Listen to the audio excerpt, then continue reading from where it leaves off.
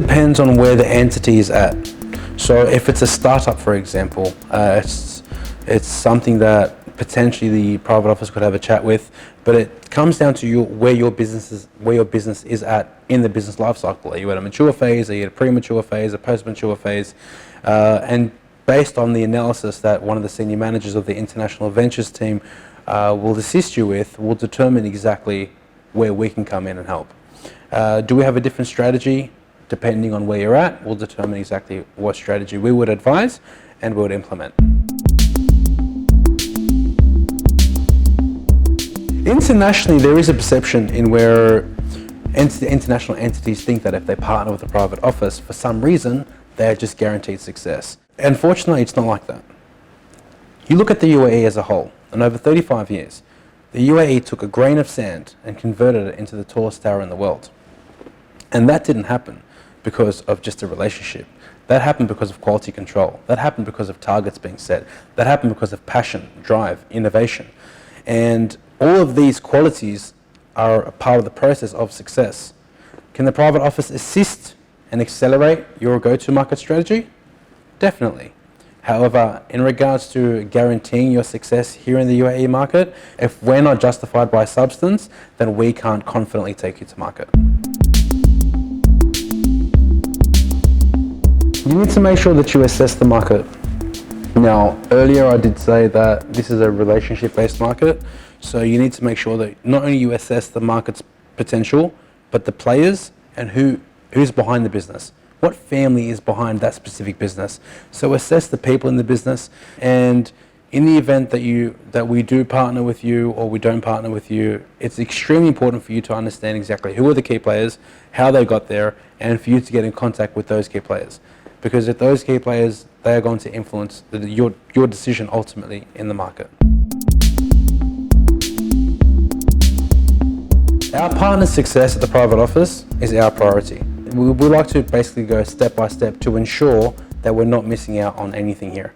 So we like to, number one, prioritize our financial targets and our partner's financial targets over the scope of 12 months, 24 months, 36 months, and so forth. It's not just generating business over 6 or 12 or 24 months, but it's more increasing market share and achieving market domination. And that would be the ultimate goal. Across Dubai and then across the UAE, and potentially expanding throughout the GCC. So we'll constantly support you through our business development team, as well as myself and my international ventures team in your success here in the UAE. The Middle Eastern market is heavily based on trust. So let's backtrack to before the UAE became the UAE. It all started because of relationships. Now, I'm not saying that relationships don't work in the Western world. Of course not. However, what I am saying is that the idea of a relationship-based market is more influenced in the Middle Eastern market. That's what I'm saying. Here are the door knocking, the cold calling, the online marketing. Okay, some of the Western strategies work. I mean, the fundamental business is fundamental business. I understand that. However, branding is one thing, entering a market is something else. Entering the market with branding as well as knowing who it is that you're going to speak to is going to assist and reinforce. It's going to reinforce your position. However, if you just brand and then come into the market and penetrate as a Western or a European company, knocking on doors, attempting to earn your reputation here in the Middle East is extremely difficult. You probably will get there. It might just take you 15 years.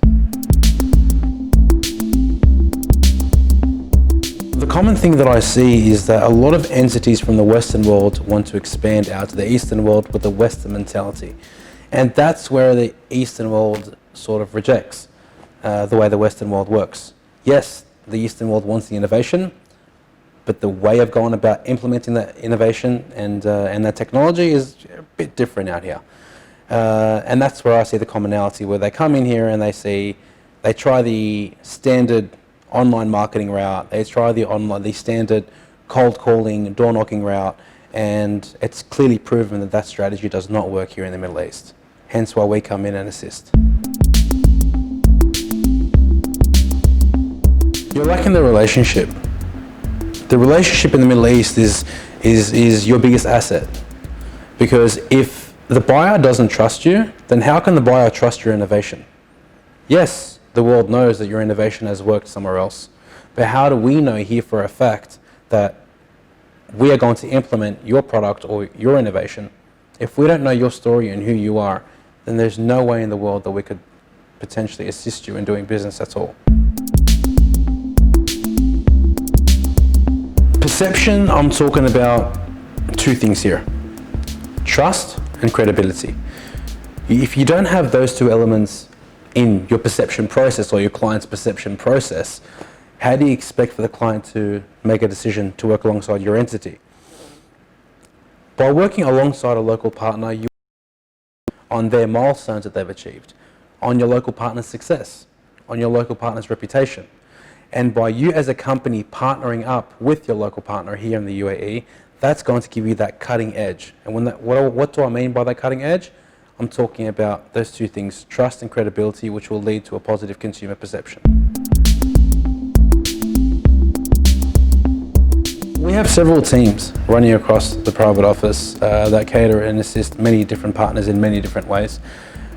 We deal with all 7 continents, and we assist all different countries with their go-to-market. We have a team that is extremely diverse, with experiences in many different sectors, some across healthcare, some across business consulting, some across oil and gas. So we do have specific individuals that have majored in the past and have experience in those specific sectors. We have individuals from all over the world, some from the UK, some from Australia, some from America, and even some from Europe. And of course we have a few senior managers that are from the Middle East as well. So we do have an amalgamation and quite a diverse team that are here to assist close to any country. If you look at Dubai, 120 nationalities here. I mean, 85% of the population are expats. However, at the same time, we have the amalgamation of that expertise in our office by bringing those foreigners into the private office to assist the growth and satisfying that market. At the same time, we also have the expertise of the local market. The benefit of having locals on our team, but we also have expat Arabs, expat Westerners to assist the growth of our partners as well. So it gives us the advantage to push and pull and allocate different resources towards specific partners' needs.